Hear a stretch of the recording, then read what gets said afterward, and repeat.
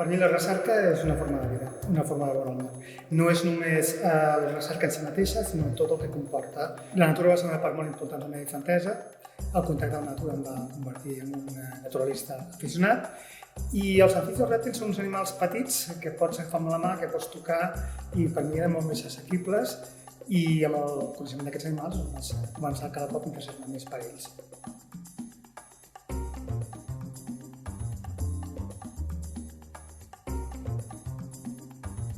Fonamentalment, la meva feina es desenvolupa al Parc Natural i Reserva de la Fira del Montseny.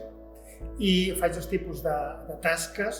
Una d'elles és el seguiment de les poblacions d'amfibis que es reprodueixen a les basses per estudiar el seu cicle reproductor, i l'altra és el seguiment d'una espècie, el titó del Montseny, endèmica d'aquest massís, és a dir, no es troba en cap altre lloc del món d'aquest massís i que està en greu perill d'extinció i que necessita que les seves poblacions siguin monitoritzades al llarg del temps.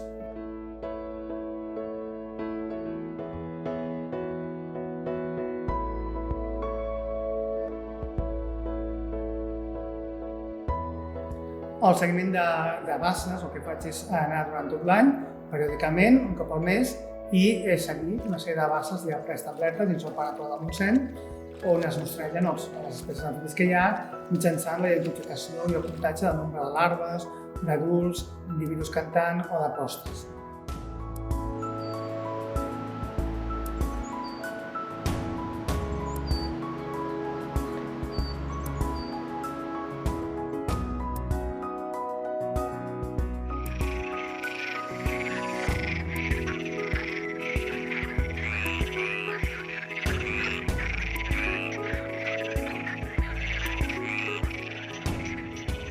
A banda del títol Montseny, l'estudi dels sistemes de cria a les basses implica una sèrie d'espècies com són la granota roja, la granota verda, la reineta, el títol verd, la salamandra, el gripau comú, el gripau paridor, és a dir, les espècies són típiques de muntanya mitjana a Catalunya.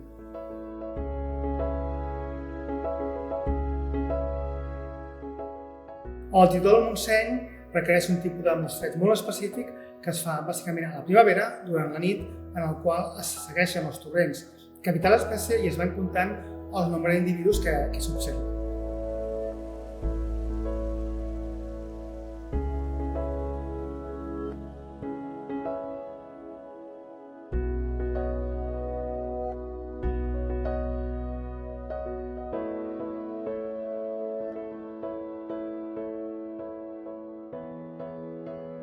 A nivell dels humans, el més interessant dels amfibis és que són bioindicadors enfront dels canvis que s'estan produint en els hàbitats a nivell planetari, perquè són sensibles tant als canvis que es produeixen als ecosistemes aquàtics com als ecosistemes terrestres.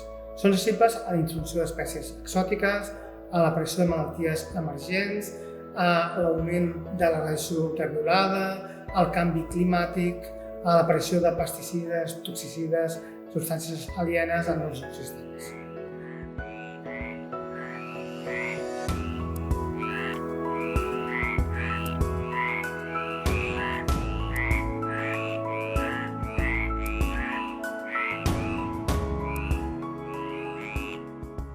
El resultat final de la nostra recerca és la bioindicació. Necessitem un número que ens indiqui la qualitat dels ecosistemes utilitzant els amfibis com a indicadors i anar comparant aquest número al llarg dels anys.